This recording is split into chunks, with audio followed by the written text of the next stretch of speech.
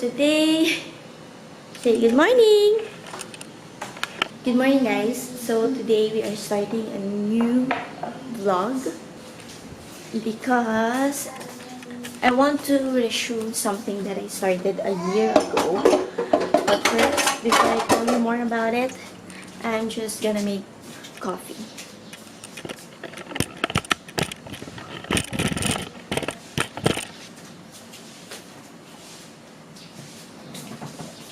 Not that.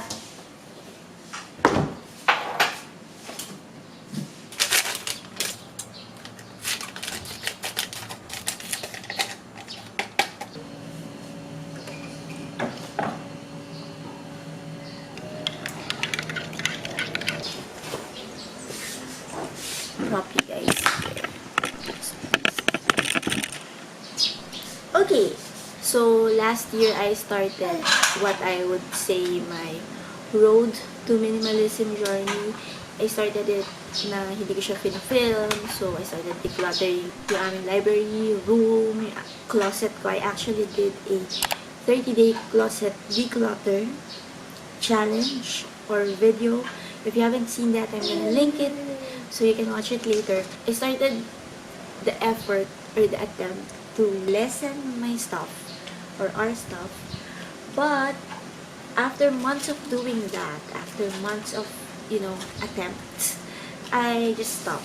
And now it's been a year, I think, or almost 1 year, and I figured that this would be an interesting vlog or series to start on the channel because I also want to inspire people to do the same. I mean, I'm not yet successful at it, obviously, because we still have a lot of stuff everywhere, but I want to try again. So today we are going to restart, and the first agenda that I have is actually to reorganize the kitchen, the pantry area, and also yung isang counter sa may dining, and also yung drawer, which I've been thinking about for a long time already. Matagal ko na iniisip na i-organize yun. So, maybe I'll start with those first. So, I'm gonna take you guys with me. Hope you guys will stick around. So, yeah. See you guys again later.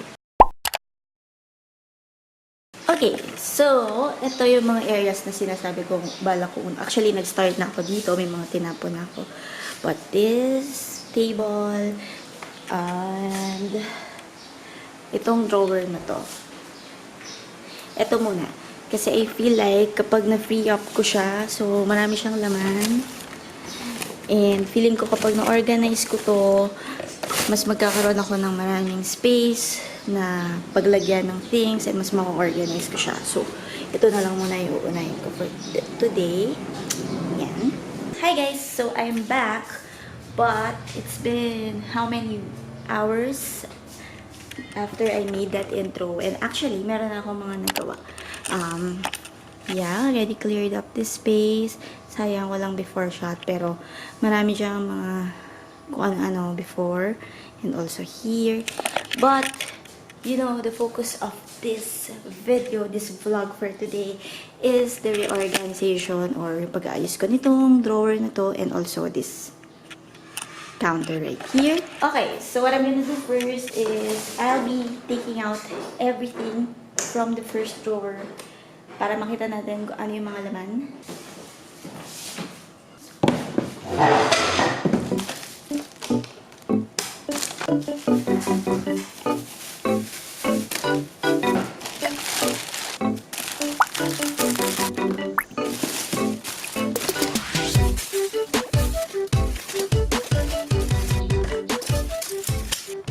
Here's the empty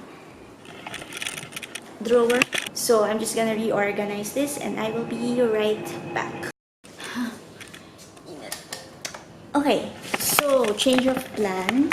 I'm gonna dig into the second drawer. So para makita na natin kung ano yung laman. So for now, nandito muna silang lahat. How many disposable spoon and forks do we need? So we have paper plates. Sasama ko na siya dito. And more disposable spoon and forks, mga send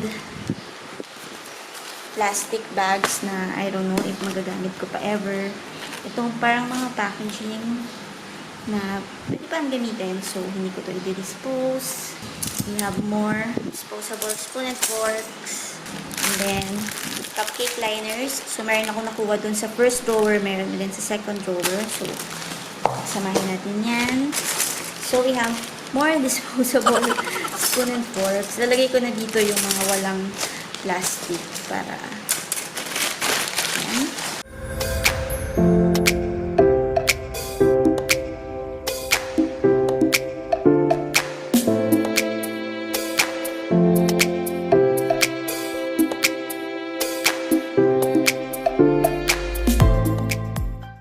Okay, so an update, ayan na sila. Dumami lalo, super dami ng mga disposable spoon and forks, ganyan, and yeah. Itong mga tissue na to, mga lumang tissue, but I'm just gonna use that to wipe whatever later. And ito yung mga basura na, so I'm gonna throw those, well, not this. Okay, so pause muna tayo doon sa drawer because na-realize ko that here in this counter, katabi lang to ng drawer. So, yun yung drawer, and ito yung counter.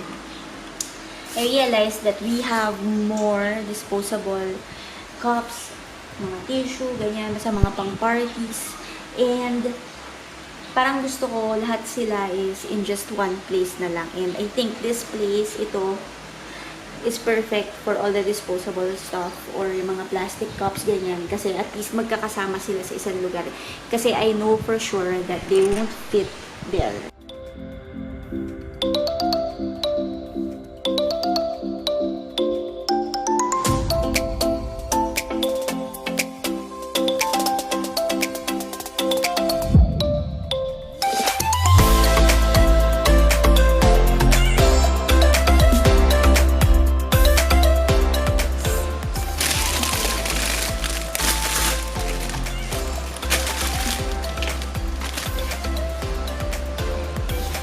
Just gonna wash this.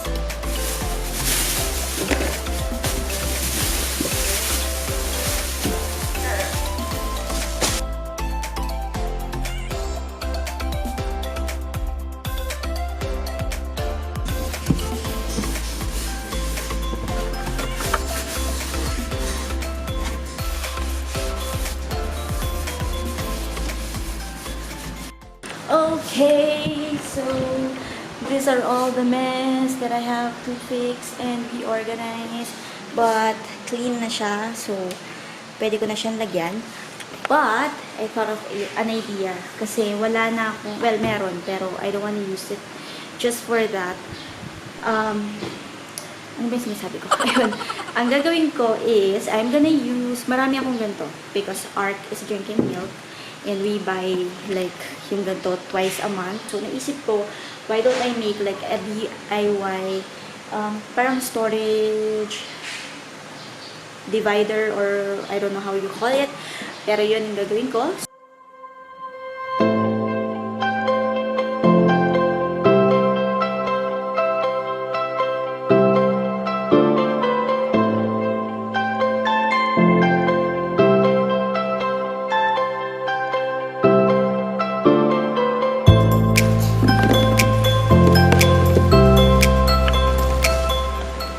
Balik tayo dito sa sahig.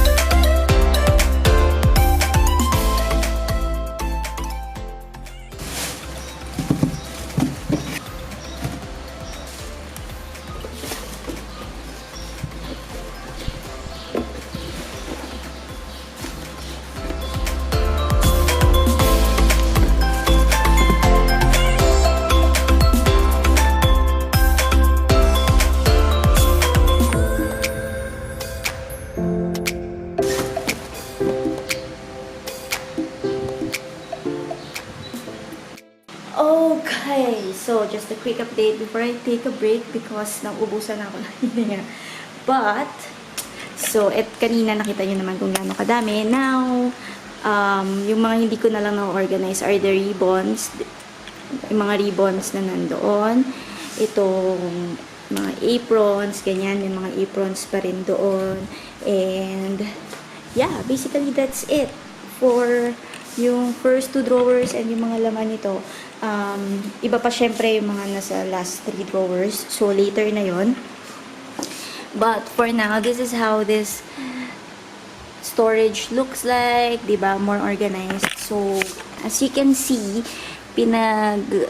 sama-sama ko lahat ng sa mga, party needs, ganyan. Tapos, itong mga packaging, actually, itong mga parang paper packaging na to, whenever we join bazaars, so, kailangan namin yan. And then, ito, pinagsama-sama ko lang dito yung mga brown bags. And here, yung mga placemats, ganyan, mga linings. So, yeah, I'm so happy na nagamit ko yung mga milk boxes. So, ayan siya. So, I'm just going to take a break because I'm so tired. Yung palang nagawa ko, tired na ako kasi super init. I think 12 noon na. The one that I'm really dreading na ayusin is this one. As you can see, sobrang daming plastic, diba? So, I think kailangan ko magbawas niyan. And itong mga to, yung mga plastic dyan, I'm not gonna throw those. Actually, kahit yung mga sa overflowing drawer na yun, ng mga plastic, magbabawas ako kasi the kids and I are planning to do eco breaks. So, yeah, I'm just going to take a break and later we'll go back to fixing the drawers. See, I can't even open it because it's so mahirap niyang buksan dahil sobrang dami niyang plastic.